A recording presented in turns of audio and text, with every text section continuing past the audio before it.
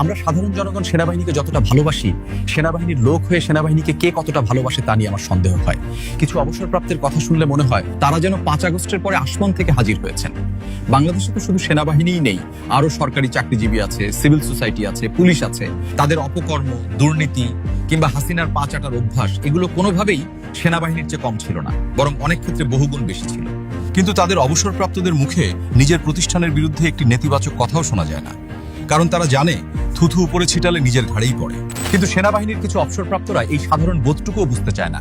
চাকরির সময় তারা পূর্ণ সুযোগ সুবিধা ভোগ করেছে, হাসিনার আমলে হাসিনার পা পুরোপুরি চেটে খেয়েছে। তখন অবসরকালীন সময়েও তারা ঘাপটি মেরেছিল, আর এখন তারা হঠাৎ করে বিপ্লবী সেজেছে। একটা সত্য কথা জানেন, আমি অনেক অবসরপ্রাপ্ত সেনা কর্মকর্তা ও সৈনিককে চিনি যারা হাসিনার আমলে সত্যিকার অর্থেই বঞ্চিত ছিলেন। তারা কিন্তু বেশি কথা বলেন না, তাদের ভিতরে কষ্ট আছে, ক্ষোভ আছে, কিন্তু তারা নিজেদের প্রতিষ্ঠানের সীমাবদ্ধতা সত্ত্বেও শৃঙ্খলাকে সম্মান করে। আর যারা সবচেয়ে বেশি চিৎকার করছে তারা একটার চেয়েও আরেকটা বড় শয়তান। একটু খোঁজ নিতে গেলেই চোখ চরক গাছে উঠে যাবে। সংক্ষেপে বলি, বিদেশে বসে থাকা মোস্তাফিজুর রহমান, হাসিনার আমলে তিনি দীর্ঘদিন গোয়েন্দা সংস্থায় কাজ করেছেন। হাসিনার আমলে কারা গোয়েন্দায় কাজ করত সেটা আমাদের অজানা নয়। খালেদা জিয়াকে বাসা থেকে উচ্ছেদ করার দলের নেতৃত্ব দিয়ে হাসিনার কাছ থেকে পুরস্কার নিয়েছেন। হাসিন স্যারকে গুম করার সঙ্গে তিনি জড়িত ছিলেন। এখন হাসিন স্যারকে মোটা অঙ্কের টাকা দিয়ে চুপ করিয়ে রাখা হচ্ছে যাতে মামলা না হয়। আর এখন তিনি বিপ্লবী। হাসিন স্যার র্যাবে থাকতে কতগুলো ক্রসফায়ারের সঙ্গে জড়িত ছিলেন তার কোনো হিসাব নেই। খোঁজ নিয়ে দেখা গেছে তিনি সৈনিকদের প্রতি ছিলেন সবচেয়ে নির্মম ও স্বৈরাচারী।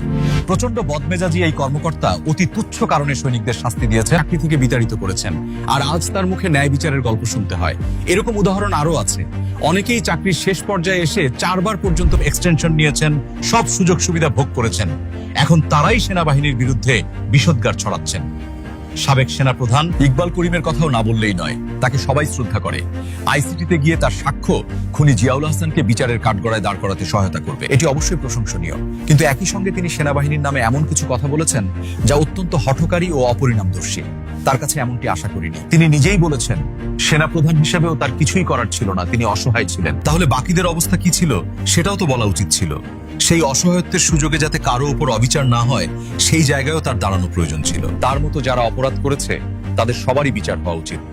সবশেষে বলতে চাই, 5 আগস্টের পরে সেনাবাহিনীর সবচেয়ে বড় ক্ষতি করেছে এই কিছু অবসরপ্রাপ্ত অফিসার, যারা তাদের উস্কানি দিচ্ছে, যারা তাদের হাতিয়ার বানিয়ে দেশকে অরাজক পরিস্থিতির দিকে ঠেলে দিতে চায়, তারা ধরাছোঁয়ার বাইরে থেকেই যাচ্ছে।